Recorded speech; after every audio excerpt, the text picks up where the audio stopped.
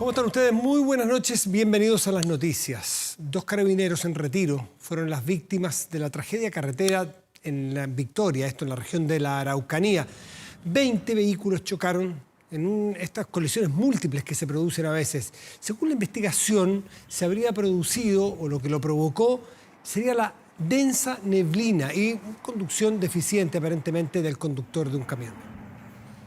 Esta es la imagen que hay en este minuto en el sector de Victoria.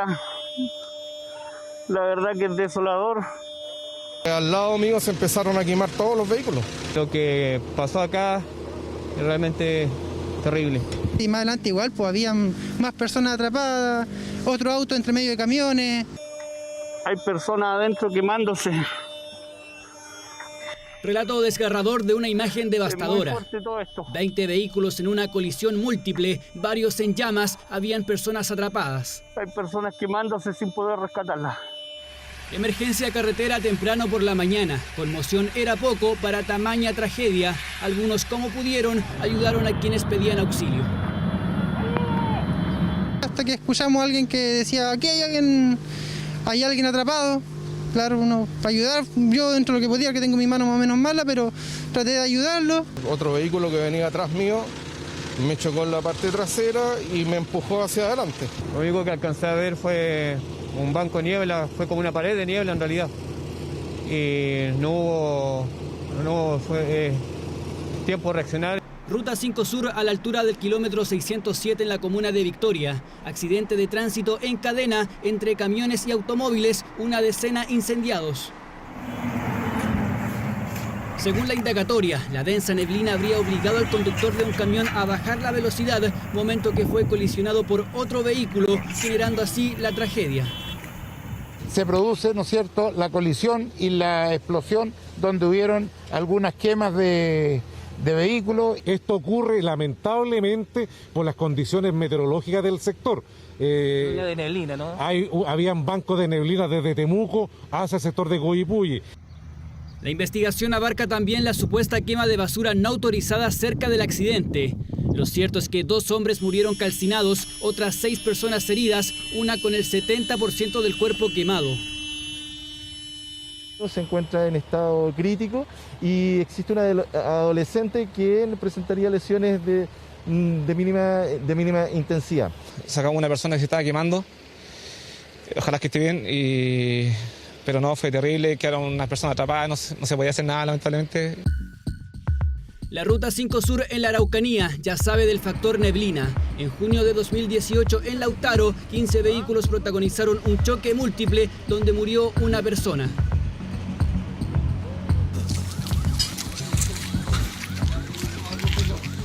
Misma causa de otro recordado accidente, pero en la Ruta 68 a la altura de Casablanca. Octubre de 2011, medio centenar de vehículos involucrados con 5 fallecidos. También afectó la quema de pastizales, lo que dificultó aún más la reducida visibilidad. Recomendaciones hay según expertos.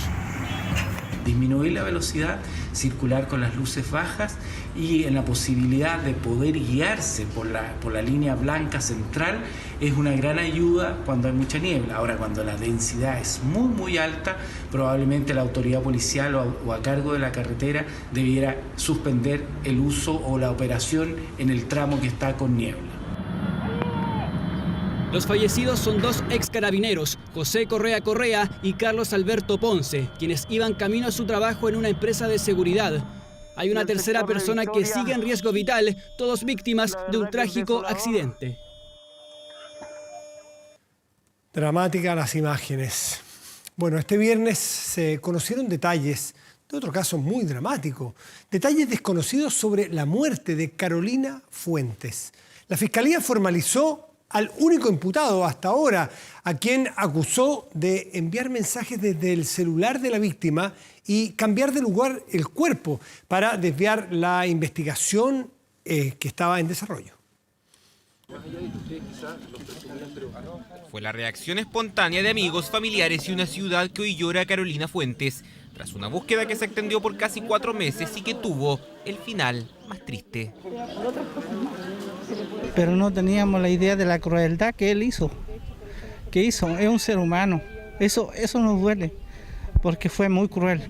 Hasta ahora la investigación se había mantenido secreta, pero este viernes la justicia formalizó al único imputado, Ricardo Neira Arriagada, quien la vio por última vez y que entregaba esta declaración a mediados de agosto.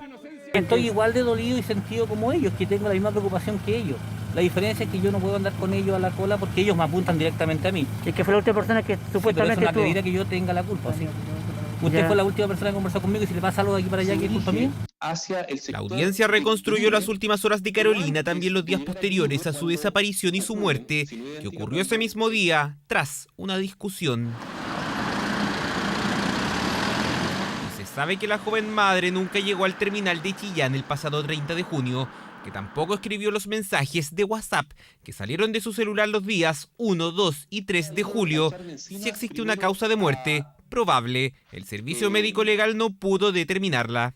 Que nosotros creemos con un grado de convicción suficiente para solicitar entonces la medida cautelar que estamos solicitando es precisamente la muerte precisamente por asfixia, por sofocación. Se considera que la causa está indeterminada posterior a la realización de este procedimiento tanatológico. Para la Fiscalía existe participación directa de Ricardo Neira en el crimen y en desviar la atención hay búsquedas suyas en internet sobre descomposición de cuerpos y cómo despistar a la policía. Además habría cambiado de lugar los restos de Carolina el pasado 21 de julio desde un sector donde estuvo expuesto a temperaturas extremas hasta el río Ñuble.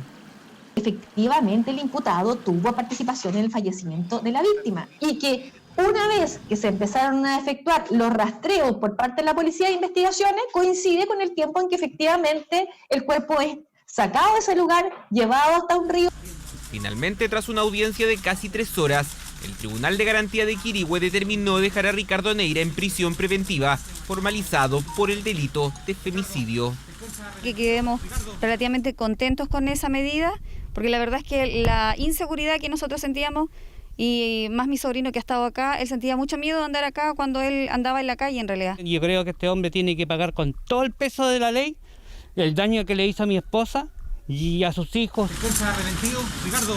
Ahora Ricardo Neira permanecerá privado de libertad en la cárcel de San Carlos.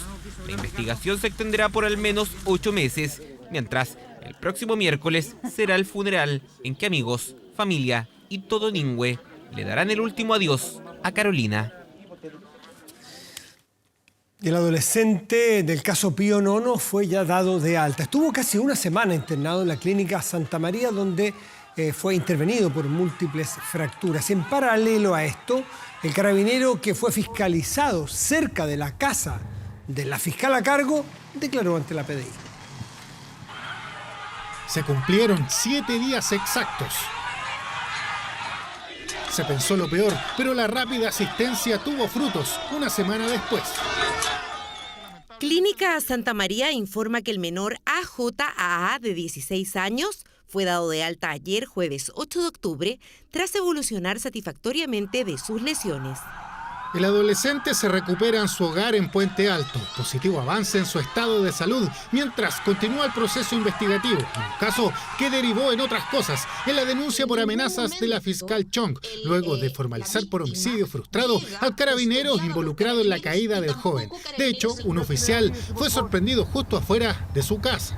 Vamos a sacar una fotografía. Ok. Estamos a cargo de una medida de protección al domicilio que estaba ahí. Pasó por ahí, yo tenía que pasar por ahí. De hecho, no estaba dentro de su ruta. ¿En qué unidad, ¿en qué unidad trabaja usted? En el departamento de transporte. ¿Ah? Transporte. El teniente coronel explicó que pasó justo por el hogar de la persecutora sin quererlo y que solo iba a un taller por una falla mecánica de su moto. Fuimos a comprobarlo y al menos este jueves ahí estaba. Tenía un problema en un foco. Este viernes, el oficial estuvo varias horas en una unidad de la PDI. Entregó una declaración voluntaria. Los equipos de la Policía de Investigaciones continúan resguardando día y noche la casa de la fiscal Jimena Chong. Es absolutamente inaceptable, ¿no es cierto?, que un fiscal lo puedan amenazar. No ha sido primera amenaza, hemos tenido, ¿no es cierto?, fiscales que han sido no solamente amenazados, sino que se han atentado contra su vida. El Ministerio Público pidió absoluta seguridad a los fiscales para que logren desarrollar su trabajo sin hostigamientos. Respecto al adolescente, mantendrá controles ambulatorios para seguir con su recuperación. Y la anunciada reforma a Carabineros provocó importantes reuniones, pero también críticas. En La Moneda, el presidente Piñera encabezó la comisión que busca las modificaciones de la institución, mientras en el Congreso el debate se intensifica luego de que miembros de la oposición advirtieran que si no existen cambios, no habrá presupuesto para la policía uniformada. ¿Tiene que pedir autorización? No, se puede meter en el estacionamiento abajo. Uno a uno fueron llegando a La Moneda. Buenos días. A las 8:30 de la mañana comenzó la comisión que busca una profunda reforma a Carabineros. 3 objetivos fijados por el gobierno: fortalecer la eficacia operativa para proteger a los ciudadanos, fortalecer la cultura y las prácticas para resguardar los derechos humanos y mejorar la transparencia y probidad. Llegó el momento de tomarnos en serio y ser consecuente con lo que la gente nos está pidiendo. Le pido encarecidamente al Congreso que aceleremos de una vez por todas la marcha, análisis, mejoramiento y aprobación de estas leyes. Una instancia que se creó en marzo y en la que participan miembros de los 3 poderes del Estado, la Contraloría y diversos expertos. Los últimos y polémicos hechos ocurridos hace una semana reactivaron la instancia. Estamos viviendo una época extraordinariamente violenta y necesitamos una policía que esté a la altura para enfrentar esos desafíos. Lo ha hecho extraordinariamente bien en la pandemia, pero hay otras materias en que tenemos que adecuarnos. Entregué en primer lugar todas las auditorías que en el último tiempo hemos hecho respecto de la institución, que no son pocas, hice presente las debilidades institucionales que existen a propósito del manejo de los recursos, las cuales espero que se superen prontamente, porque si no vamos a repetir hechos que son de triste recuerdo. Hemos insistido que los cambios van en la línea de la doctrina, la estructura orgánica, que todas las decisiones en materia de selección y ascenso sean tomadas con una perspectiva de enfoque de derechos humanos. Se va a cumplir un año del 18 de octubre y en este periodo se han vivido violaciones a los derechos humanos. Leyendo en conjunto una declaración, diversas mujeres pertenecientes a la oposición exigieron la salida del general Rosas y que el ministro Pérez asuma su responsabilidad en los últimos hechos. Un mensaje en el puente Pío IX en el que pidieron cambios en Carabineros. ¿Qué tiene que pasar para que deje de haber impunidad? La salida de Mario Rosas puede marcar un momento porque hay responsabilidades que tienen que asumirse, como la de Mario Rosas, pero lo de Carabineros es más profundo. Cambios profundos que de no realizarse podrían provocar efectos en el presupuesto a Carabineros. Advertencia de la oposición que ha amenazado con rechazarlo en el Congreso Nacional. Nuestra preocupación es asegurar que las personas puedan desarrollar su vida con tranquilidad. Bueno, a eso es lo que se le está rechazando el presupuesto entonces. Este presupuesto no aprendo absolutamente nada de lo que para Carabineros puede significar o no la reforma policial. Este presupuesto parece ser el presupuesto de cualquier año. Para avanzar en los cambios en la institución, este viernes se presentó también la unidad coordinadora. Además, se fijó un plazo de 90 días para reunir antecedentes, diagnósticos y proyectos de ley pendientes que ayuden en la reforma a Carabineros. Ahora. Y para ver el estado de las carreteras, en el comienzo de este fin de semana largo, hay intensos controles sanitarios en las principales rutas del país. Desde Ruta 5 Sur nos informa Sebastián Bedoya con detalles. Sebastián. Muy buenas noches, Matías. Así es, como se puede apreciar en las imágenes tomadas por Rodrigo González, una gran congestión es la que se vive a esta hora en la Ruta 5 Sur, límite de la región metropolitana con la región de O'Higgins y donde está ubicado un cordón sanitario, exactamente en la tenencia carretera de Maipo. Recordar que este control es para impedir el paso y entrada a la región metropolitana de todas las personas que no posean principalmente un salvo de conducto. Los casos excepcionales en los cuales se les da el paso es para aquellas personas que hacen mudanza, que tienen un permiso laboral, además de aquellos que necesiten una atención de salud, además de la muerte de un familiar directo. En cuanto a la extensión, es bastante importante. En dirección hacia la región metropolitana, desde este punto se extiende durante 7,5 kilómetros, excediendo lo que es el acceso sur, y 11 kilómetros en dirección a la región de O'Higgins. A continuación vamos a escuchar las reacciones de las personas, de los conductores y también del teniente Eduardo Guajardo, jefe de la tenencia Maipo. Vine a hacer una labor acá y ahora me devuelvo a mi residencia. No tenía idea que podía tener que sacar algún papel. Tengo todos los documentos, salvoconductos, los permisos de traslado, y llevo 1 hora y media aquí con 2 carabineros revisando como 20 más, 1 hora y media de cola de vehículos. Igual pésimo el tema del taco, pero está bien que controlen por el tema del coronavirus. Podemos ver que de parte de los conductores hay una buena conducta y una buena disposición por parte de ellos para el control, debido a que ya la comunidad ha tomado una sensación de que se tienen que realizar estos controles.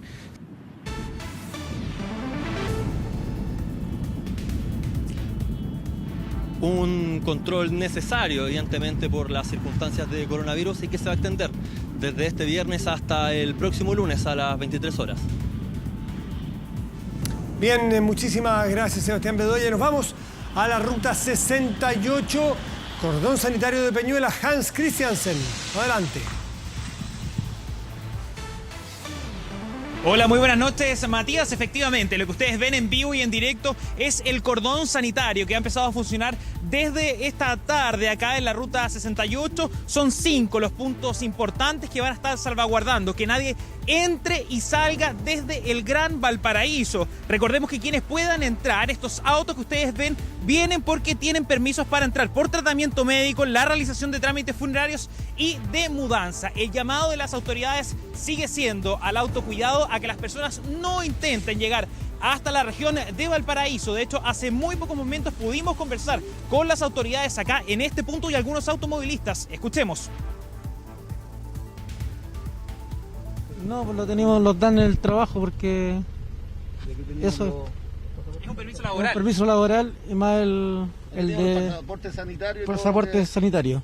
Sí, yo soy de Viña, vengo de Talca, la verdad, andaba trabajando en Talca y lo único que quiero es llegar a mi hogar y me tomo un taco de 2 horas. O sea, están súper bien en este sentido, para que la gente de Santiago no se venga a meter a Viña. Yo viajo todos los días y cada vez más autos, pero está bien el resguardo que están haciendo. A partir del día miércoles empezó a aumentar la movilidad, principalmente en 2 rutas, tanto la ruta 5 como la ruta 78, y esto nos quiere decir que efectivamente aumentó la movilidad entre un día un 20% hacia el litoral sur de la región y también hacia el litoral norte. Lo que llevamos respecto a la movilidad en la primera hora del inicio del cordón sanitario es una variación de una disminución entre un 30 y 50%. Un 20% entonces en el aumento de la movilidad, es lo que decían las autoridades. Quienes lograron ingresar hacia la región con sus permisos interregionales antes de este cordón podrán retirarse solamente cuando se baje justamente el martes a las 5 de la mañana. Nosotros vamos a quedar muy atentos al estado de las carreteras durante esta noche, Matías. Muchas gracias, Hans, desde la ruta 68. 42 minutos de la etapa final del encuentro. Alexis tocó para Dávila, vamos, métase a la zona caliente, la tiene Dávila.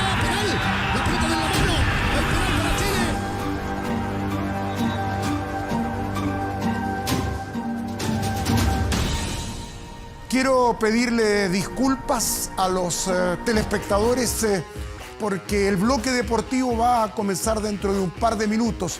Me han encargado presentar una nota policial. No lo hago con gusto, pero es mi obligación. La prensa internacional habla de un robo escandaloso de los más grandes ocurridos en la historia reciente del fútbol mundial. Esto ocurrió en el Estadio Centenario de Montevideo. El hechor abandonó el lugar y existe alguna duda respecto a la vestimenta. No se sabe si llevaba una polera amarilla o una celeste.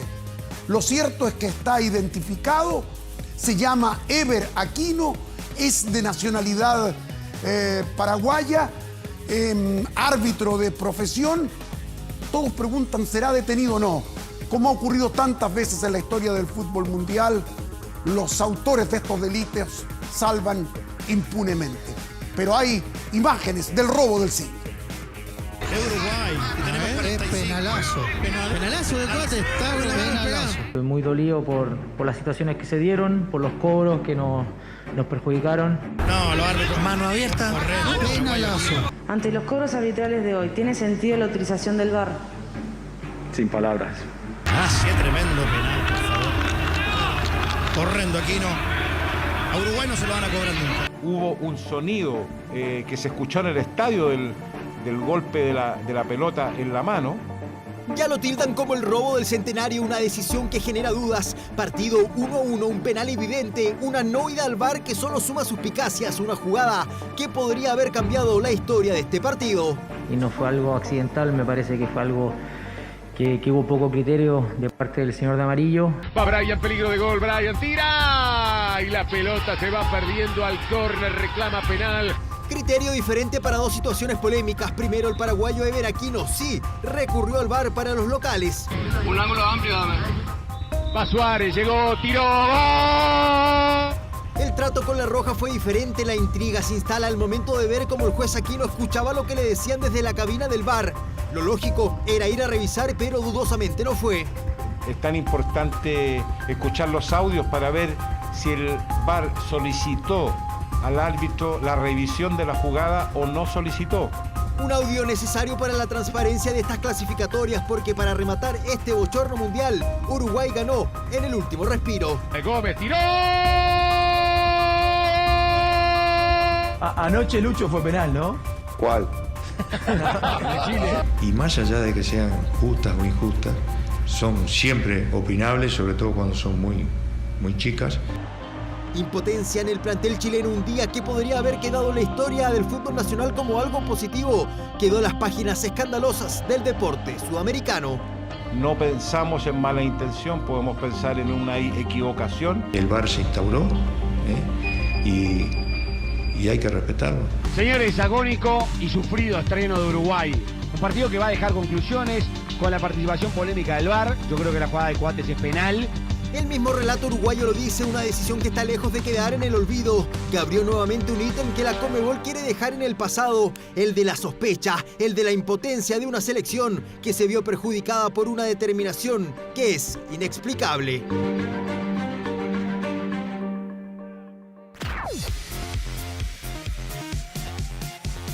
Ahora sí que entramos al tema futbolístico. Primera fecha de las clasificatorias mundialistas. Chile debutaba frente a Uruguay con un panorama muy difícil. En el papel, hay que reconocerlo, era inmensamente favorito el equipo paraguayo. En la cancha la superioridad no se advirtió pese a este palo de Valverde. Chile jugó un correcto partido en el primer tiempo. Ninguno de los dos cuadros alcanzó gran nivel. Todo se desequilibra producto de este penal que de alguna manera es discutible, pero interpretable. Por eso no se puede considerar un robo, pero sí es discutible porque la pelota primero pega en el cuerpo y después en la mano. Pero por el movimiento de la mano tiene validez la interpretación del árbitro, en este caso a favor del equipo de Luis Suárez, quien convierte el 1-0.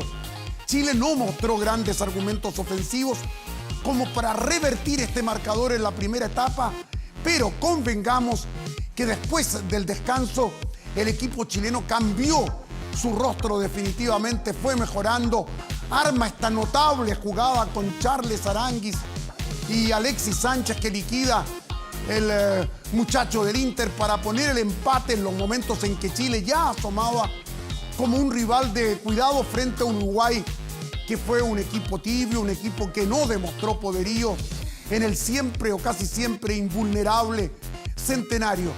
Creo que hubo muy buenos debuts de jóvenes. Antes hubo otro penal a favor de Chile. Este fue clarísimo, la mano de Coates sin sanción. Y en un partido a la uruguaya, en el final Gómez marcó el gol de la victoria, pero Chile fue a Montevideo con escasas posibilidades, reitero, de acuerdo a los antecedentes, pero el equipo respondió buenas determinaciones tomadas por el técnico Rueda en cuanto a los cambios. Chile pudo por lo menos haber empatado y si no incluso haber ganado este partido, pero ahora la obligación es obtener los 3 puntos el próximo martes frente a los paraguayos. Frente a los, frente a los colombianos. El error del árbitro paraguayo Ever Aquino no es el primero en su trayectoria. Ayer debutaba en Copa del Mundo, pero ha sido cuestionado en su país y también en Copa Libertadores. La ética de los árbitros paraguayos forma parte de la historia del fútbol sudamericano y este muchacho Aquino ha entrado a esa historia. Cuando vemos falla de esta naturaleza, cuesta mucho digerir. Él también ha tenido errores acá en compromisos a nivel local, eso es categórico.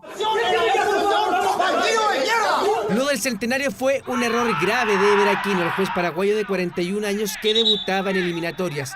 Lo de error no lo decimos nosotros, sino su compatriota, el ex juez internacional Epifanio González. Cuando se deja de sancionar una mano tan evidente, medio que quedamos muy mal parados, no solo por Ever Aquino, sino por el arbitraje internacional. Claro que no es la primera vez que el juez Aquino no ve lo que todos vieron. Paniagua tira, sí. Es mano, penal y expulsión de Fidencio Oviedo. Pero no cobró ni mano ni expulsó al defensor de Cerro Porteño, ni menos cobró penal. Jugaban contra Sol de América y la indignación fue total. Pero aquí es una mano deliberada. Expulsión de Fidencio. A favor de Aquino podríamos decir que en este partido de la Liga Paraguaya no había VAR. Donde sí lo había era entre Cruzeiro y Boca Juniors. De hecho, era el debut del sistema en Copa Libertadores. Y otra vez Don Ever vio lo que nadie. Ahí viene el centro de Girio. Uy, no, tremendo choque. Acá sí consultó al VAR, se tomó su tiempo e increíblemente expulsó al delantero de Cruzeiro. Un fallo tan evidente que los propios relatores argentinos no estaban de acuerdo. No estoy de acuerdo con el árbitro. No estoy de acuerdo con la decisión del árbitro. Para nada. Pero volvamos a la mano que hoy nos indigna. Para mí cometió el error de no cobrar mano a favor de Chile. Es una mano para penal. Lo del VAR parece que no es lo de Ever Aquino. De hecho, en el Centenario ni siquiera lo consultó. Lo que sí está claro es que no es su primer error grave. De seguro no será el último. La memoria no olvida, al margen de que hoy ha sido tema de discusión todo el día. A mí me han preguntado, ¿qué robo? ¿Cómo fue este asalto? Bueno, uno se acuerda, por ejemplo, de Colo-Colo 73, cuando no pudo ganar la Copa Libertadores, el famoso partido de Bochardó, el árbitro de Niger en Chile con Italia, el 98. A ver, revisemos, recordemos.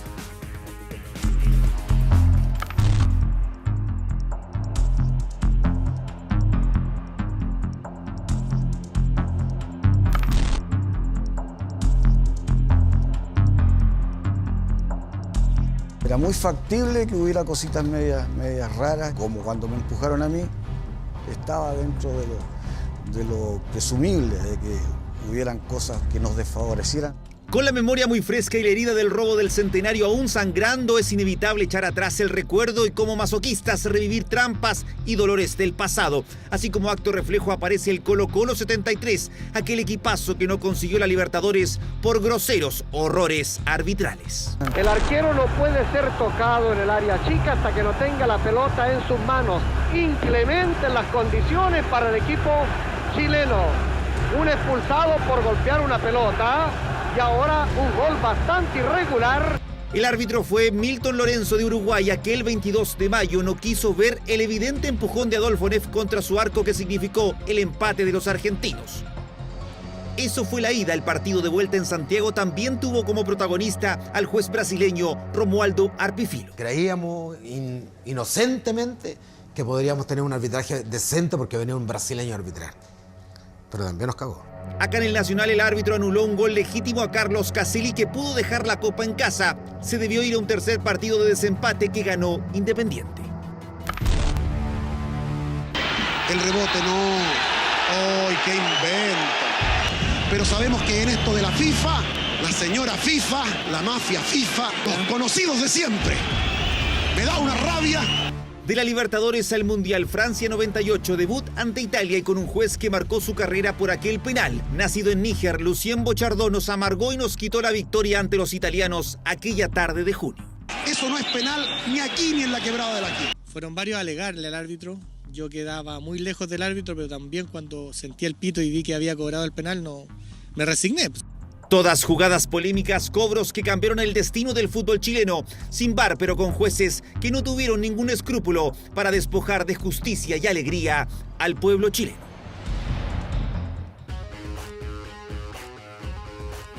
Convengamos que los protocolos FIFA han cambiado con el tiempo. En aquella época del 98 la mano involuntaria no era sancionada como penal. Ahora, al estar ya un poco despegada del cuerpo, se considera que interfiere la trayectoria de la pelota y se sanciona como penal, para que no aparezca esto como una contradicción. Y por todas estas cosas se inventó el VAR, además, que en Europa sirve una barbaridad, es muy bueno en la Champions, en el Campeonato Mundial de Rusia, pero acá en Sudamérica, en la Copa América, por ejemplo, y en este debut, es una vergüenza, es un desastre el VAR tal como está implementado en nuestros países. Gracias al VAR no hay más decisiones escandalosas. Es una apuesta más de la Conmebol en hacer justicia dentro del campo de juego. Prometían justicia con la más alta tecnología, sin embargo, el VAR se convirtió en la herramienta más polémica del fútbol sudamericano. El VAR llegó para transparentar y para mí no transparenta nada. A nosotros nos perjudicaron. Ganó Brasil, pero no ganó Brasil, ganó Brasil. Esta última es una de las controversias más recordadas, la semifinal de Copa América 2019 entre Argentina y Brasil, que terminó con el capitán de la albiceleste disparando en contra de la Conmebol por 2 penales no sancionados. En esta copa se cansaron de cobrar boludeces, de mano boluda, full boludo, penales, pelotudo. La boludez iban para ellos, tarjeta para nosotros, ellos no. Jugadas claras que nunca fueron a ver al VAR, nunca la revisaron. Un sistema cuestionado y que en esta zona del mundo no cuenta con la misma tecnología que en Europa, lo que hace, entre otras cosas, que sea más lento. Está en tela de juicio porque no ha dado en el ancho, no ha dado los resultados que la gente esperaba. O sea, nadie iba a discutir el VAR. Esa era la idea, nadie discutía el VAR y la decisión era absolutamente inalterable, la decisión era segura, sin discusión. Falencias de este sistema que también han quedado en evidencia en Copa Libertadores.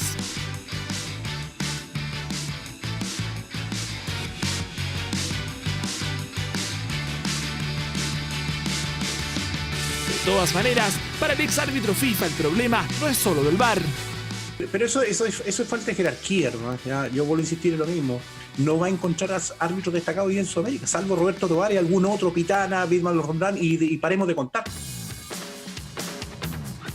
Un cobro que seguirá dando vueltas en la retina de los chilenos, cuestionando un sistema que sigue al debe en Sudamérica.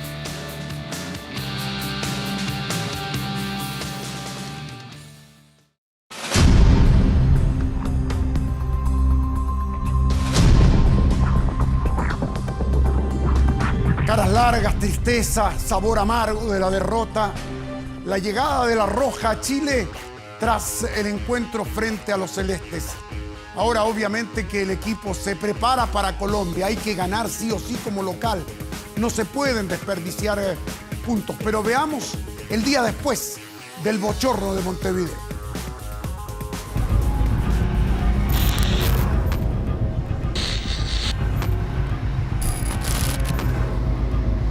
Madrugada y aún con la imagen fresca de Aquino en sus cabezas, llegó la Roja tras la polémica derrota ante Uruguay. Rueda y compañía se trasladaron desde Pudahuel a Las Condes. Ahora tocaba descansar para intentar olvidar el controvertido cobro. Por la mañana y ya en el hotel de concentración vino el desayuno, videollamadas con familiares y desglose de los 90 minutos frente a los charrúas. Eso mientras en las afueras comenzaba a llegar la hinchada. ¿Está esperando que salga alguno de los jugadores? Sí, ellos querían verlo. ¡Vamos Chile! Y este solitario hincha esperaba que su aliento llegase hasta el piso 15, ahí es donde se aloja la selección. Otros fans con sus teléfonos intentaban captar algún registro de Vidal, Alexis u otro convocado. Pasada la 1 de la tarde y mientras el presidente de la ANFP se refería al insólito referato del paraguayo, la verdad que cuando uno termina un partido, la impotencia y la rabia que tiene. Los jugadores se alistaban para partir a Pinto Durán. La planificación de Rueda daba un giro. De práctica en el hotel pasó al Centro Deportivo de Macul. Eso sí, antes Nico Díaz y Diego Valdés dejaban la concentración para ir a sesiones de kinesiología. Por la tarde, Sánchez y Vidal mostraban mejor semblante que en la madrugada. Todo el equipo se movilizaba. Había que llegar hasta Macul para comenzar los entrenamientos. Toma de temperatura y a trabajar. El foco está en Colombia y para ese partido Rueda ya cuenta con Mauricio Isla, quien llegó esta tarde. El rostro de Aquino y su cuestionado arbitraje va quedando en el pasado. La Roja, con dotación completa, piensa en los 3 puntos de este martes, donde tendrán que enfrentar a James, Queiroz y compañía.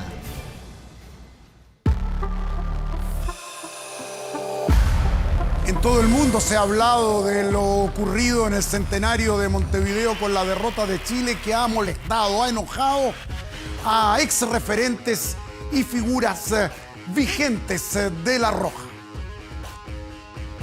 Una verdadera estafa. Sí, lo robaron. Indignado. Pésimo. Un robo. Un robo descarado. Muy injusto el árbitro.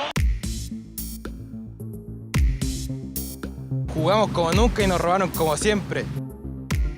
Nos cagaron como siempre. Paraguayo desgraciado. La indignación de un país que se vio perjudicado. Un cuestionable arbitraje despertó las pasiones del hincha. Yo creo que opino lo que opinan todos los chilenos. Una estafa, un robo. Indignado. Esto fue un robo para nosotros. Los estafaron. Pero siempre los perjudican los árbitros a nosotros. Dice que está arreglado. Sí, dice que es un arreglo. El manejo que se hace en la Conmebol tiene que haber sido un manejo de eso. De aquí hubo una confabulación entre el árbitro abajo y los árbitros de arriba para no cobrar este penal. Tuviese al VAR al frente, ¿qué le diría? Y la pescaría puras patallas, combo. Ha sido el desahogo de algunos jugadores. De seguro se habrían desquitado así los chilenos. Anoche, tomándome un traguito viendo el partido, no estaba ni cocido como para hacerme una mierda, pero estaba indignado. El robo ese, un robo descarado. Sí, eso, es justamente. Apagué la tele, no quise ver los comentarios, nada. Una vez más, nos robaron el partido. En todo caso, no fueron los únicos que reclamaron. No digo nada para no tener problemas, pero qué terrible Conmebol. No te creo, ¿qué mano se comió? Si no es penal, ¿qué es? Las reacciones de referentes de la selección chilena en redes sociales. Robo a Chile, sin comentarios, penal clarísimo. Buchardó, lo cobra seguro. Conmebol, déjense de joder con el VAR. No se quiso echar al uruguayo encima. Mejor es echarse a los chilenos encima. La furia chilena que arremetió contra el VAR y el árbitro. Toca dar vuelta a la página. El robo del centenario seguirá dando que hablar. Conmebol no, chao, para afuera. Saltamos a otros lugares de Sudamérica. Vamos al Defensores del Chaco, donde Perú se ponía en ventaja frente a Paraguay con gol de Carrillo, gran figura del encuentro. Arriba Perú dirigido por un argentino, Gareca. Paraguay dirigido por otro argentino, Eduardo Berizzo, y es Ángel Romero el que anota un doblete. Juega para San Lorenzo en la Argentina. El empate a los 21 del segundo tiempo y a los 36 del complemento daba la impresión que Paraguay ganaba el partido con estos 2 golazos de Angelito Romero. Pero era la noche de Carrillo. También quería multiplicar por 2. Y André Carrillo anotó a 5 minutos del final con este formidable testazo el empate para los peruanos en un partidón. Perú, potencia en estos momentos en Sudamérica. Equipo a tomar en cuenta. Arbitraje del chileno Tobar en la Bombonera. Argentina llevó el partido a la Bombonera porque pensaba que iba a tener el ambiente que uno quiere para una clasificatoria. No hubo ambiente, no hubo fútbol, hubo un penal sancionado por Tobar. A mí me parece penal, lo reclaman los ecuatorianos. Messi anota el gol número 71 por la albiceleste, 22 en las clasificatorias. Con dudas en lo futbolístico, gana Argentina por 1-0. Y la chilena Alexa Guarachi es finalista en dobles femeninos de Roland Garros. Actuación formidable de ella y su pareja en la cancha de Zirek Krasic. Han alcanzado una meta impresionante. Juegan la final luego de ganar 7-6, 1-6, 6-4 a Melcharis Blaterek. Ahora una dura confrontación en el partido definitorio. Gran actuación de Alexa Guarachi, la chilena. El Giro de Italia en una etapa junto al mar Adriático, en una etapa para los sprinters. Y obviamente que los velocistas demostraron su calidad, su capacidad a la llegada a la ciudad de Brindisi, con el francés de Maré ganando su segunda etapa consecutiva y el portugués Almeida, Joao Almeida, como líder en la tabla general. Les cuento en el cierre que Colo-Colo empató frente a Coquimbo a 2 en los descuentos en el minuto 96. Recién logró la paridad. Matías del Río continúa con las noticias ahora. Y perdón por la noticia policial del comienzo de este bloque. Don Pedro, muy buenas noches. Como siempre, un gusto.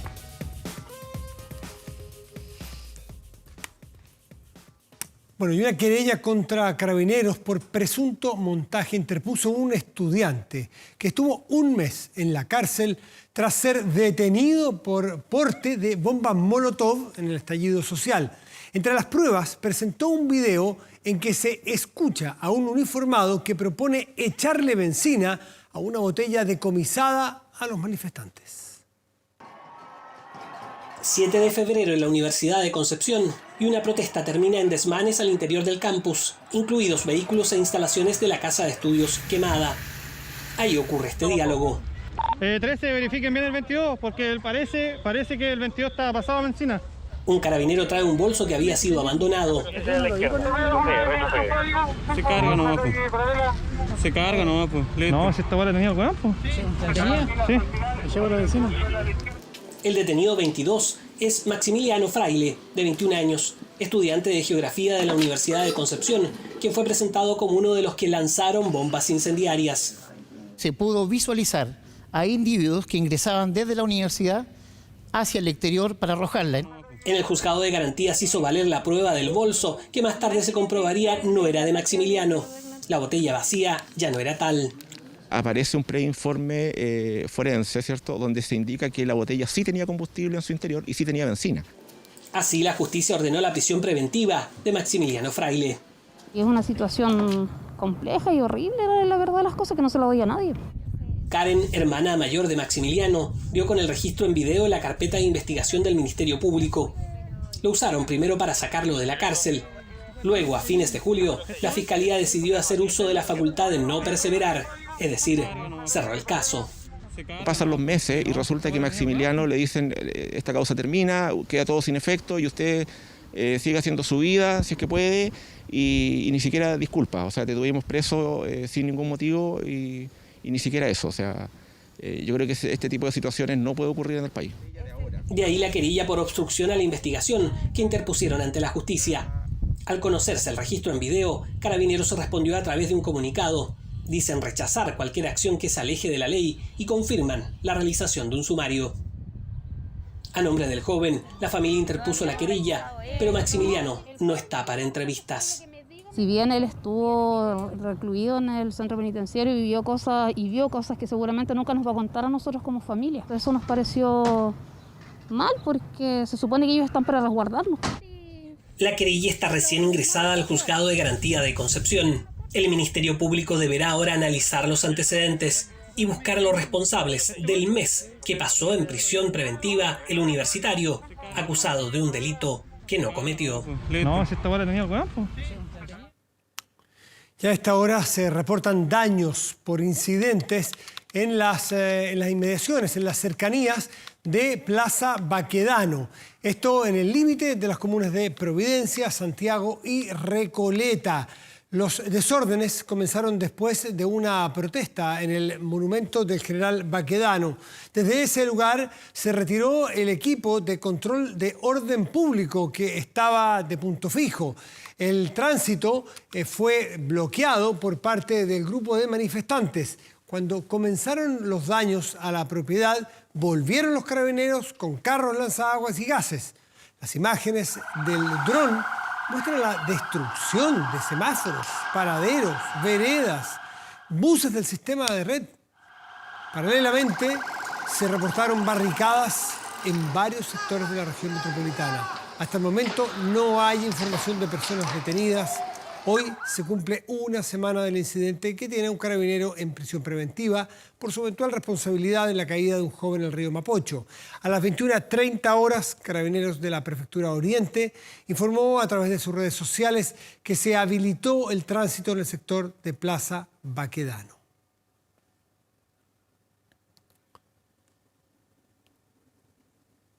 Y 9 acusaciones constitucionales en 2 años. La cifra y principalmente los argumentos han enfrentado oficialismo y oposición. Por estos días, el Parlamento analiza 2 libelos en contra de Jaime Mañalich y el ministro del Interior, Víctor Pérez. Una acusación constitucional al ministro de Salud. Cubillos enfrenta una acusación constitucional. Es una ministra que cree más en la educación como bien de consumo. El exministro Chadwick actuó por acción y por omisión. Esta es una acusación tremendamente injusta. En total son 9 las acusaciones constitucionales que la oposición ha presentado en el segundo gobierno de Sebastián Piñera. 2 de ellas actualmente en proceso en contra del exministro de Salud Jaime Mañalich y el ministro del Interior Víctor Pérez. Acciones que han indignado al oficialismo, que acusó un abuso de la facultad y una excusa para generar la unidad opositora tras el quiebre total en la inscripción de primarias. La oposición ha decidido usarlas como herramienta de ataque político. Tenemos una acusación constitucional a razón de 1 cada 2 meses. Hay el sustento suficiente para cada una de las acusaciones. Es por eso que no tiene que ver con los números, sino con la consistencia de los libelos acusatorios. Emilio Santelices, exministro de Salud, fue acusado a 2 meses de iniciado el gobierno por modificar el protocolo de objeción de conciencia de la ley de aborto en 3 causales. El resultado, rechazo en su primera votación en sala. Luego de eso, en 2019 se presentó el libelo en contra de Marcela Cubillos. Me acusan por cumplir la ley, me acusan por defender la libertad de enseñanza. Ha incumplido la ley, la Constitución, ha discriminado, ha desinformado. La acusación finalmente fue rechazada en la Cámara de Diputados. No correría la misma suerte el entonces ministro del Interior, Andrés Chadwick, acusado constitucionalmente post-estallido social. Quienes quieran aprobarla se pondrán del lado de la defensa de los derechos humanos y quienes quieran rechazarla tendrán que dar explicaciones. Al ex jefe de gabinete se le acusó por no implementar las medidas necesarias para detener violaciones a los derechos humanos denunciadas en el estado de emergencia. En esa oportunidad, 23 senadores de oposición aprobaron el libelo, sentencia que provocó que desde el 11 de diciembre Chadwick no pueda ejercer cargos públicos por los próximos 5 años. Considero injusta, infundada y politizada.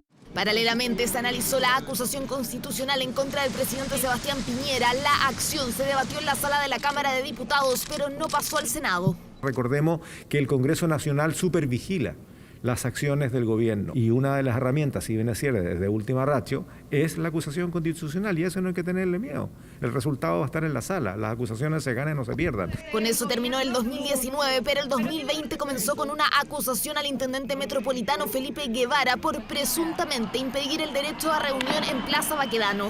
Debate que llegó al Senado en donde se rechazó. Ahora el Congreso analiza 2 acusaciones que han marcado los últimos días. Una en contra del exministro de Salud Jaime Mañalich por según el documento, colocar en riesgo la salud de la población y ocultar datos en medio de la pandemia.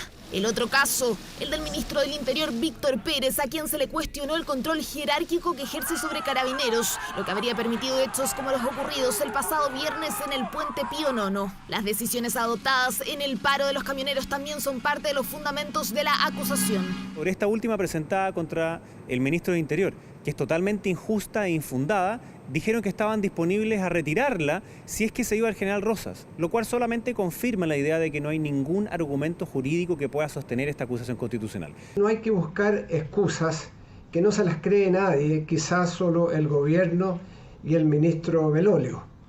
Estas acusaciones deben ser analizadas en sus méritos por los parlamentarios. 9 acusaciones suma la oposición en los últimos 2 años, una de ellas aprobada, el resto no logró en alguna instancia los apoyos requeridos. 2 también fueron dirigidas a miembros del Poder Judicial, ambas no prosperaron. Una herramienta que ha provocado debate y un nuevo conflicto entre el oficialismo y la oposición. Y el FBI frustró un aparente plan para secuestrar a la gobernadora de Michigan, esto en Estados Unidos. 6 personas fueron arrestadas, acusadas de conspirar para materializar ese delito. El tema abre naturalmente el debate por las milicias armadas que operan en Estados Unidos. La historia no es nueva y tiene antecedentes. Ocurrió en julio de este año cuando decenas de personas sin mascarillas, mucho menos distanciamiento social, protestaron adentro de la sede del gobierno estatal por la cuarentena y las restricciones impuestas por la gobernadora de Michigan. La demócrata Gretchen Whitmer extendió el estado de emergencia, prolongó las restricciones y no se dejó intimidar por los manifestantes, algunos de ellos armados. Era el comienzo de una historia que muchos sospechaban podría terminar mal. Eso hasta la redada que se registró este jueves y que terminó con detenidos. Anoche el FBI y la Policía Estatal de Michigan arrestaron a 6 personas acusadas de una denuncia federal de conspirar para secuestrar a la gobernadora del estado.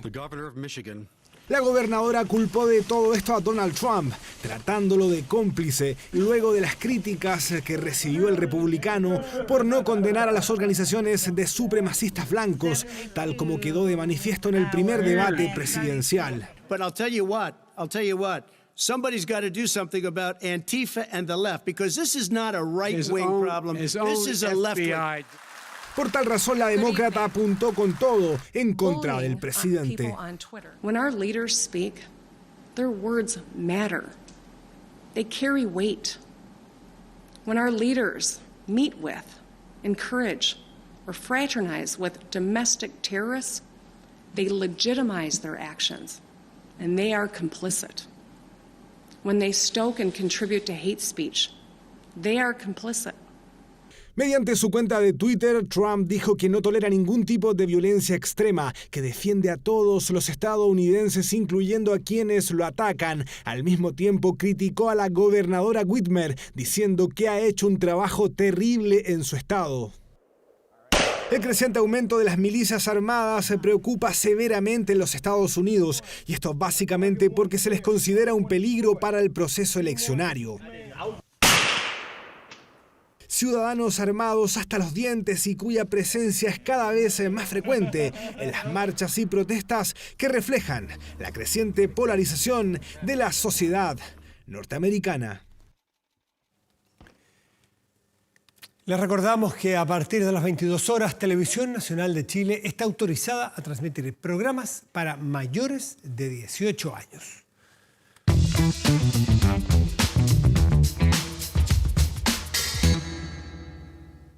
Y como todos los viernes, nos acompaña Aranza Fernández para hablar de emprendimientos en Aquí Vamos. Aranza, ¿cómo estás? ¿Cómo estás? Muy buenas noches también a todos en sus casas. Hoy día quiero comenzar, Aquí Vamos, ¿no? Con una historia de una mujer chilena emprendedora que vio cambios en su vida cuando llegaron mellizos a su casa. No solo cambios porque fue madre, sino también porque hubo más gastos, hubo también problemas con el pago de sus licencias médicas. Y eso hizo que, decidiera hacer algo porque tuvo momentos bien complicados. No quiso quedarse de brazos cruzados, decidió decir, aquí vamos. Y esta es la historia de la picá de la Cher.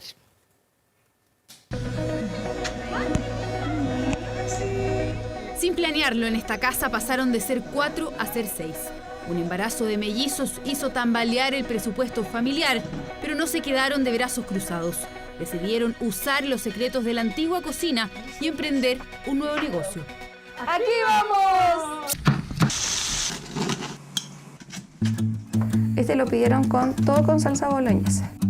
En plena pandemia, en abril recién pasado, la picá de la Cher tuvo que empezar a funcionar. Fue netamente como por una necesidad. Los mellizos cuando inició la pandemia tenían recién 6 meses y yo venía con un tema que había tenido problemas con mis licencias, con los pagos de mis licencias, que me había reducido a como un 30% de mi sueldo. Y si bien teníamos como fe, confiábamos en Dios, tampoco nos íbamos a quedar de brazos cruzados sin hacer nada. Su hija mayor ya tenía 3 años y todos sus gastos se multiplicaron por 3. Por eso Cherly vio en su cocina una potencial fuente de ingresos, sin salir de casa y manteniendo el cuidado de sus hijos. Un día le dije a mi esposo y a mi abuelita, les dije, voy a vender pescado frito. Y como que me miraron porque en realidad sí, yo siempre he cocinado, pero como para la casa y los fines de semana. No es como que cocine siempre. Y me miraron y me dijeron, ¿pero cómo pescado frito? Y dije, sí, voy a vender pescado frito, a la gente no le gusta pasar sus casas a fritura, así que lo vamos a hacer. Comenzó ofreciendo un menú a sus vecinos y le fue tan bien que decidió todos los sábados vender un menú diferente. De eso ya hace unos 6 meses. Hoy día sumó la experiencia de su nona en la cocina y juntas preparan almuerzos caseros y sabrosos para toda la semana. Está haciendo tripas. Dejó lista anoche avanzadas las lasañas. En la mañana nos levantamos muy temprano, entonces esto se divide o se vende la porción para familia.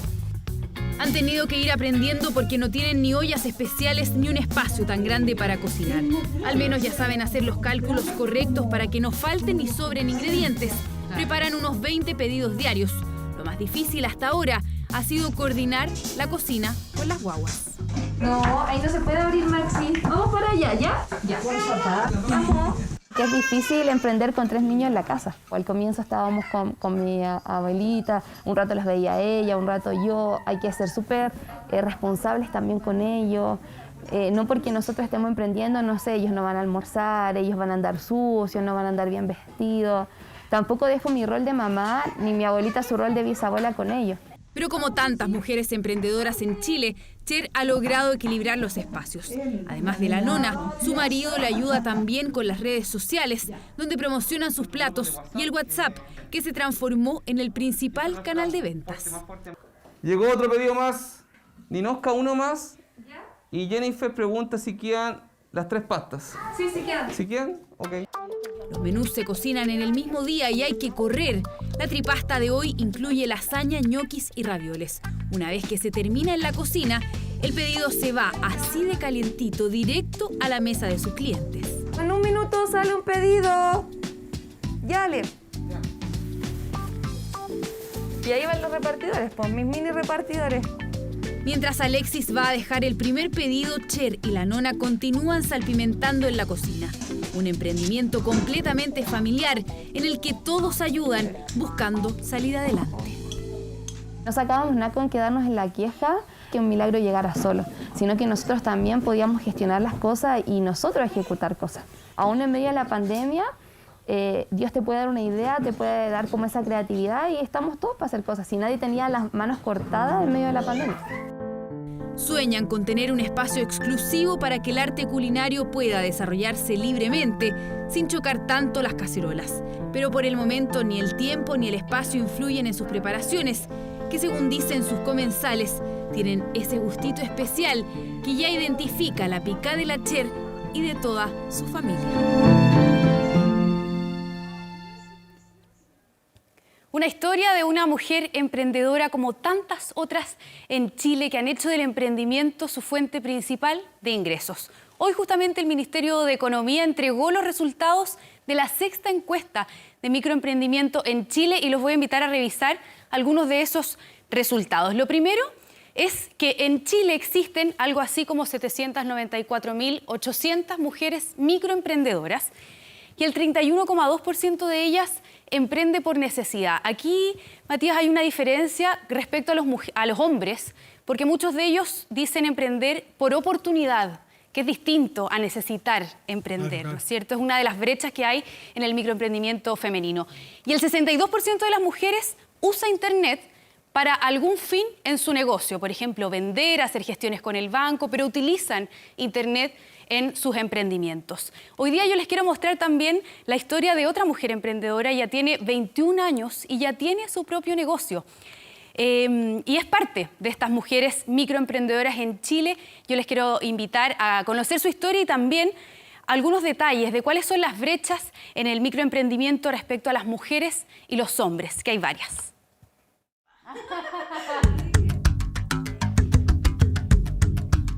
Estos son unas mascarillas capilares, las que te estaba contando. Esta es la de banana, que es el brillo extremo. La pandemia la obligó a dar un giro en su emprendimiento y hoy elabora sus propios productos de cuidado capilar y facial.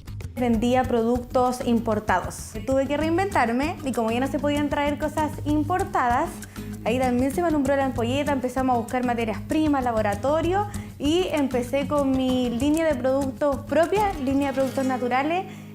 Mascarillas, aceites y hasta gomitas para hacer crecer el pelo, Morino Shop se convirtió de a poco en el emprendimiento que hoy sustenta a su familia y a sus 21 años se hace cargo de su casa y su negocio. Es parte de las más de 794.000 microempresarias que existen en Chile, según la última encuesta del Ministerio de Economía. La mayoría de ellas tiene entre 35 y 64 años y casi el 70% cursó hasta educación media sin estudios superiores, lo que no ha sido un impedimento para emprender. En el caso de la pandemia, hemos visto que se han perdido millones de empleos, pero que el mundo femenino ha sido principalmente afectado. Y es por eso que en esta ocasión hemos visto también que muchas mujeres están emprendiendo.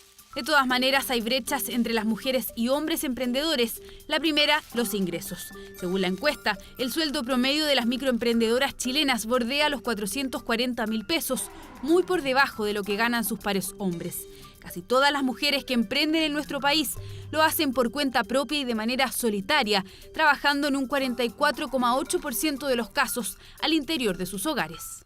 El emprendimiento también es una opción para muchas de ellas de poder compatibilizar de mejor forma la generación de ingresos con el cuidado de sus hijos y el cuidado de su casa, que lamentablemente en Chile todavía está muy cargada la mano hacia las mujeres por la falta de corresponsabilidad que tenemos. En el caso de Romina, la mayoría de las ventas las hace a través de Internet, tal como el 34% de las otras microemprendedoras chilenas que también usan ese canal para comercializar sus productos. Me aumentaron las ventas económicamente vía Internet. No me di ni cuenta cómo de una crisis salió como una nueva oportunidad. Una representante de tantas otras mujeres que han encontrado en sus negocios propios una oportunidad de independencia económica, porque en más de la mitad de los casos, los emprendimientos liderados por mujeres son un éxito. Y bueno, como en Aquí Vamos, queremos también ayudar a los emprendedores que nos están mirando. Hoy día en especial a esas mujeres emprendedoras que nos están acompañando. Quiero contarles acerca de un subsidio que tiene la Corfo, que abrió la convocatoria esta semana, para justamente mujeres que estén liderando emprendimientos. Ese subsidio se llama PAR Impulsa 2020, que lo vemos acá, y está ya disponible en 8 regiones de nuestro país: Arica y Parinacota, Tarapacá, Atacama, Coquimbo, la región metropolitana, Biobío, Aysén y Magallanes. En todas estas regiones la convocatoria ya está abierta y hay en cada una de estas regiones aproximadamente 1.085 millones a repartir. O sea, las mujeres postulan este subsidio y cada una de ellas va a recibir un monto que se va a sacar de este pozo común, podríamos decirlo de alguna forma. 1.000 millones. Exactamente. 1.085 millones de pesos a repartir. ¿Cuánto podría recibir una mujer emprendedora como subsidio? Se lo preguntamos al director nacional de Corfo, Pablo Terrazas, y nos cuenta entonces cuál sería el subsidio individual para cada una de esas mujeres. Los montos de los subsidios van a depender de cada una de las 8 regiones que ya se han sumado a esta iniciativa. En algunos casos, como por ejemplo el de la región de Arica y Parinacota, el monto llega hasta los 1.600.000 pesos, y en el caso de la región de Aysén, que prontamente se va a abrir en la próxima semana, el subsidio puede llegar hasta 4 millones de pesos cuando le agregan digitalización.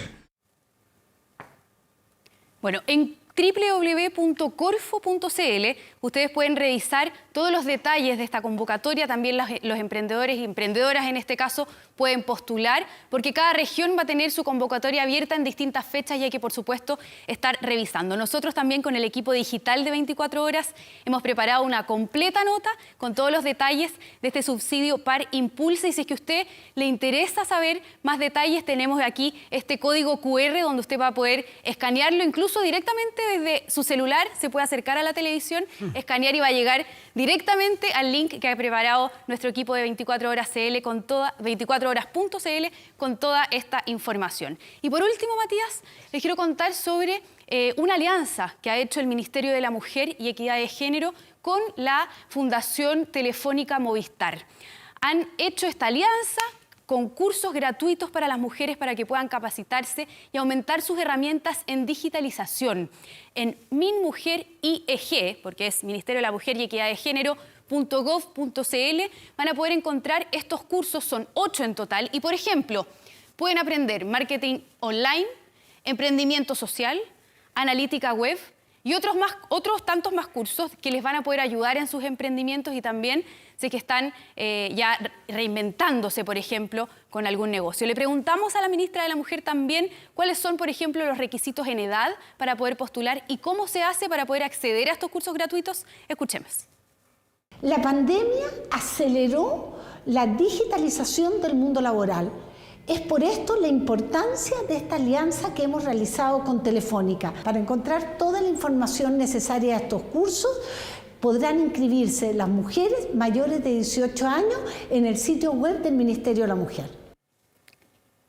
Datos útiles entonces, importantes, interesantes, que le pueden servir a los emprendedores. Como siempre en Aquí Vamos queremos ayudarlos, por supuesto, porque sabemos que no ha sido fácil emprender, no ha sido fácil reinventarse. Y nosotros nos vemos el próximo viernes también con más historias de emprendimiento y más datos para todos quienes nos están mirando. Muchísimas gracias, Aranza, que te vaya muy bien. Y el próximo viernes más historias de emprendedores y emprendedoras. Gracias. Buenas noches.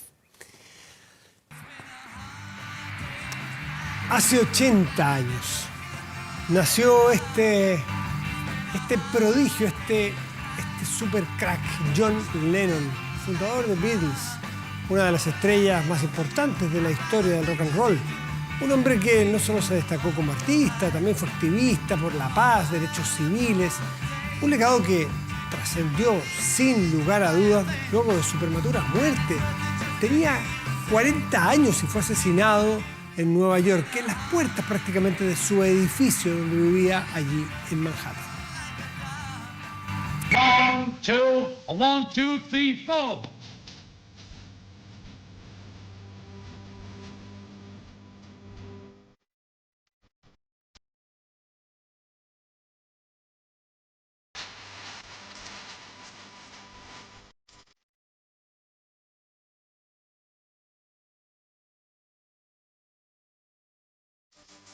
John Lennon fue un tipo realmente extraordinario, que tuvo la capacidad de crecer como músico y como persona al mismo tiempo.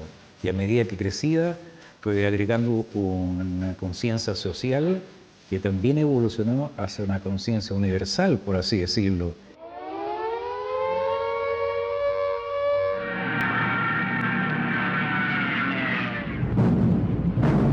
Nació bajo un intenso bombardeo nazi sobre la ciudad portuaria de Liverpool y fue bautizado como John Winston Lennon en honor al primer ministro Winston Churchill. Con un padre ausente, su madre lo entregó al cuidado de una tía, entorno familiar donde creció el fundador de una de las bandas más importantes en la historia del rock and roll.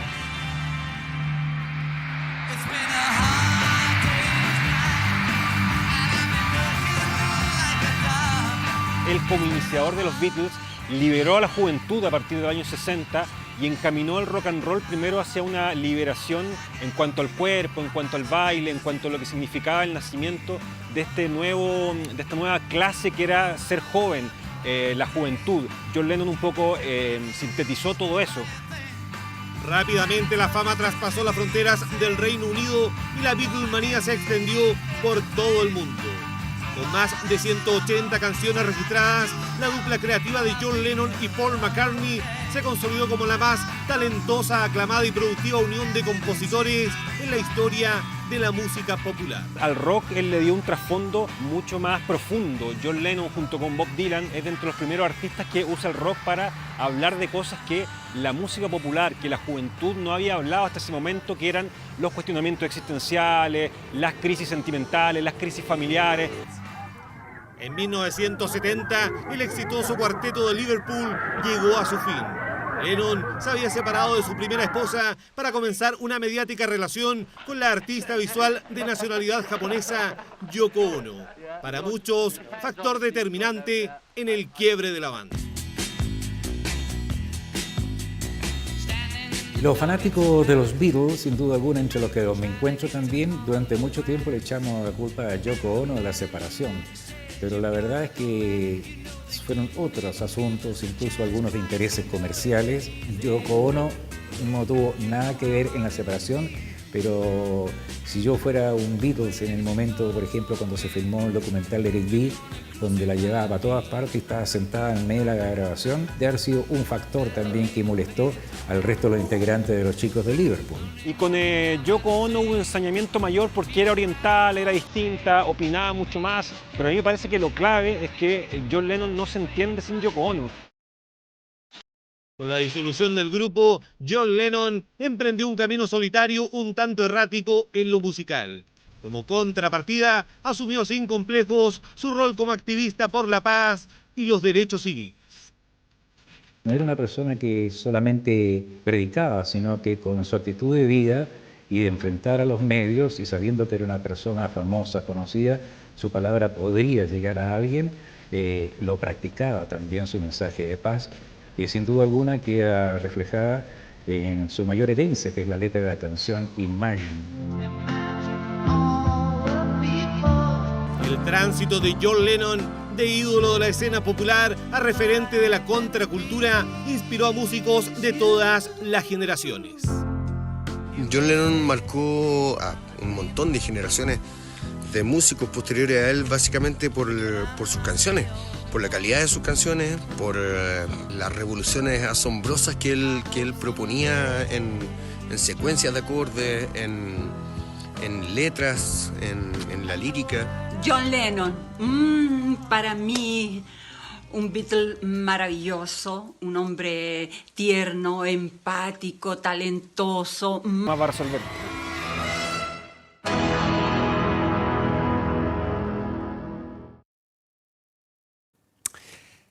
Trece camiones fueron incendiados por un grupo armado que reivindicó la causa mapuche. Los gremios productivos claman por acciones concretas para intentar frenar los ataques que ya amenazan las zonas urbanas. 6:10 de la mañana y esta doble cabina llegaba con luces de estacionamiento al Fondo Mónaco, situado a solo 2 kilómetros de Angol. El registro de las cámaras de seguridad da cuenta de la coordinación de un grupo de encapuchados, quienes en solo 2 minutos logran iniciar este ataque incendiario en serie de 13 camiones forestales, pertenecientes a 6 empresarios distintos. El más afectado, Gerardo Cerda, quien ha sufrido varios ataques consecutivos. 4 minutos exactos para que el grupo armado redujera al guardia y prendiera las máquinas que estaban a minutos de iniciar su jornada laboral. Ustedes pueden ver las imágenes, están los camiones completamente quemándose. Cero presencia de carabineros, 1 hora 40 minutos, no llegó carabineros, no ha llegado investigaciones, no ha llegado el fiscal, no ha llegado ninguna autoridad. Este es el abandono en el cual este gobierno tiene esta región. Que Carabineros recibe el llamado a las 06:50 de la mañana. Y a las 06:55, o sea, 5 minutos después, ya personal se encontraba en el lugar del procedimiento. El ataque no es el primero que afecta al empresario, de ahí el malestar del gremio por la falta de seguridad, más cuando se está tan cerca de la capital provincial de Malleco, pues el fondo está a un par de kilómetros de la zona urbana. Ya están entrando al área urbana, están llegando a las ciudades y eso lo vamos a perseguir con toda la fuerza del mundo. quiero decirle que no van a quedar impunes de lo que están haciendo. Y toman una trayectoria en dirección hacia la comuna Los Sauces. En el camino interceptan nuestros 2 vehículos que se encontraban con contratistas forestales estacionados a la orilla del camino, a quienes también intimidan, logrando sustraer una de estas camionetas y la otra también prenderle fuego. La Fiscalía inició las primeras diligencias con la PDI en busca de los autores, que reivindicaron la causa mapuche por medio de pancartas donde se pide la libertad de 2 comuneros que se encuentran actualmente detenidos. La verdad es que estamos cansados de pedirle al gobierno que actúe, porque vemos que es un gobierno que no actúa. Pero tenemos que hacerlo por las víctimas. Creemos que es el momento de que se actúe, que se ponga y se resguarde el Estado de Derecho. Creemos que hoy día ya no hay más tiempo. La situación es gravísima y es mucho más grave de lo que se percibe públicamente. Tenemos que intensificar la acción policial, pero no descansaremos como gobierno hasta que se determine quién es responsable de estos hechos y se le ponga a disposición de la justicia. A esta hora en la base de don Gerardo quedó la cagá, cabrón. En su huida, los sujetos atacaron un camión y quemaron una camioneta para luego huir en otra que sustrajeron en el sector. Golpe certero a la estabilidad productiva de la zona en tiempos de pandemia, precisamente en una de las comunas que presentan los más altos índices de vulnerabilidad de todo el país.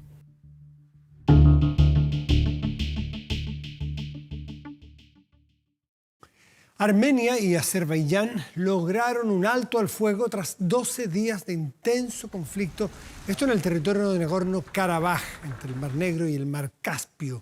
El anuncio lo hizo el canciller de Rusia, Sergei Lavrov, después de las negociaciones que mantuvieron en Moscú los representantes armenios y azeríes tras la propuesta del presidente ruso Vladimir Putin.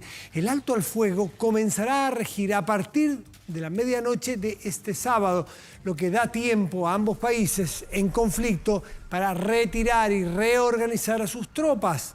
La disputa de la región derivó en ataques entre Armenia y Azerbaiyán desde que el 27 de septiembre se reanudara este antiguo conflicto, que es de los 80, fines de los 80, antiguo conflicto en la zona. Los enfrentamientos dejaron más de 250 muertos y miles de desplazados. Estados Unidos canceló el segundo debate presidencial entre Donald Trump y Joe Biden, su retador, que se realizaría de manera virtual el próximo jueves. Esto después del resultado positivo para COVID del mandatario norteamericano. La Comisión de Debates Presidenciales informó que la decisión fue tomada después de que Trump se negara a participar del evento de manera remota. Así se pone fin a un duro intercambio de mensajes después de que el candidato demócrata Joe Biden rechazara aplazar el encuentro una semana, del 15 al 22 de octubre, como lo había propuesto el mandatario. Recordemos que la elección es el 3 de noviembre.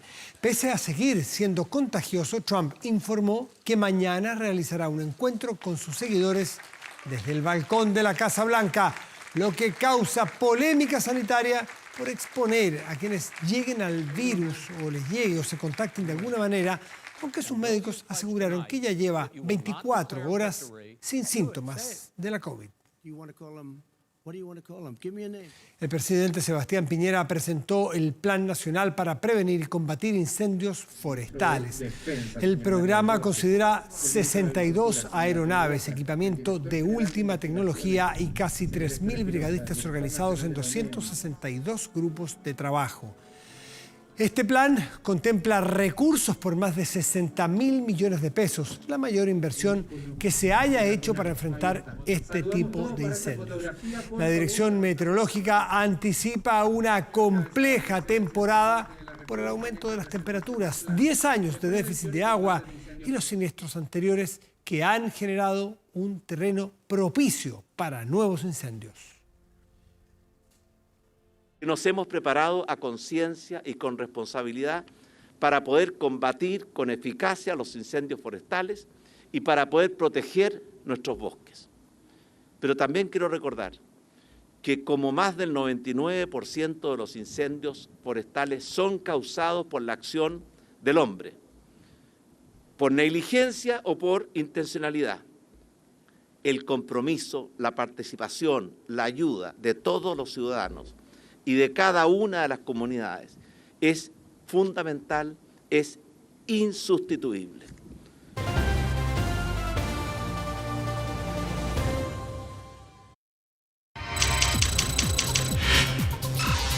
...24horas.cl. Atención, porque por el fin de semana largo el gobierno decretó cordones sanitarios y otras medidas. ¿Para qué? Para evitar el aumento de contagios por coronavirus. Así que si no vamos a salir igual, cuidémonos mucho, por favor.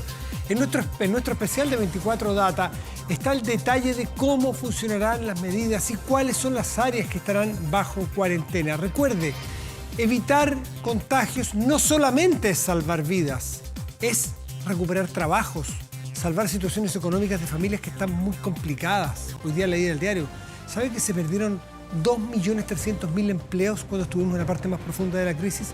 Se han recuperado 400. Hay más de 1,5 millones de empleos que no se recuperan. Depende de que nos cuidemos y además salvamos vidas. Así que está el llamado a la responsabilidad este fin de semana. Quédese en TVN. Llega una estupenda película para viernes en la noche. Náufrago, con Tom Hanks. Muy buenas noches y gracias por venir.